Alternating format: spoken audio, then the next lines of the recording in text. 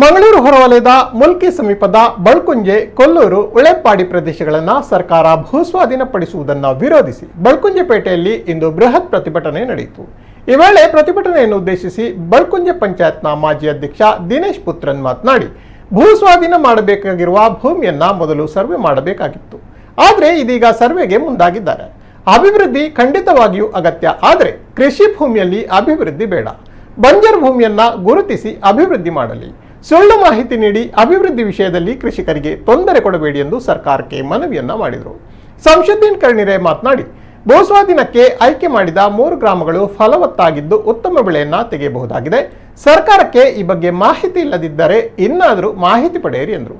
ನಂತರ ಬಳ್ಕುಂಜೆ ಚರ್ಚಿನ ಧರ್ಮಗುರು Gilbert ಡಿಸುಜಾ, father Michael D'Silva ಸಂದರ್ಭೋಚಿತವಾಗಿ ಮಾತನಾಡಿದರು. ಘೋಷಣೆಗಳನ್ನು ಕೂಗಿ ಪ್ರತಿಭಟನಾಕಾರರು ತಮ್ಮ ಆಕ್ರೋಶವನ್ನು ವ್ಯಕ್ತಪಡಿಸಿದರು. ಸಾಂಕೇತಿಕವಾಗಿ ರಸ್ತೆ ತಡೆದು ಪ್ರತಿಭಟನೆ ನಡೆಸಿ ನಂತರ ಉಳೆಪ್ಪಾಡಿ ಉಮಾಮಹೇಶ್ವರಿ ದೇವಸ್ಥಾನದ ದ್ವಾರದವರೆಗೆ ಮೆರವಣಿಗೆಯನ್ನು ನಡೆಸಿದರು.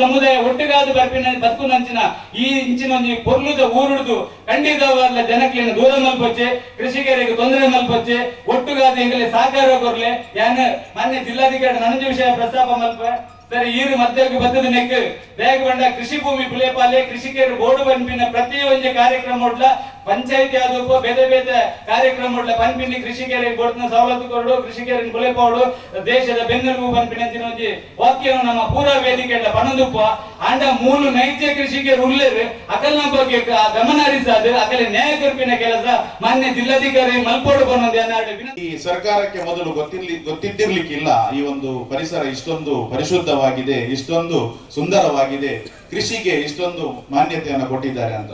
ಆದ್ರೆ ಈಗಲಾದ್ರೂ ತಮಗೆ ಗೊತ್ತಾಗಿರ್ಬೋದು, ನಮ್ಮ ಮಾಧ್ಯಮ ಮಿತ್ರರ ಮೂಲಕ ಅಥವಾ ನಮ್ಮ ಈ ಊರಿನ ಸಂತ್ರಸ್ತರ ಮೂಲಕ ನೀವು ನೋಡಿರ್ಬೋದು ಎಷ್ಟೊಂದು ಹಚ್ಚ ಹಸುರಾದಂತಹ ಈ ಒಂದು ಪ್ರದೇಶ.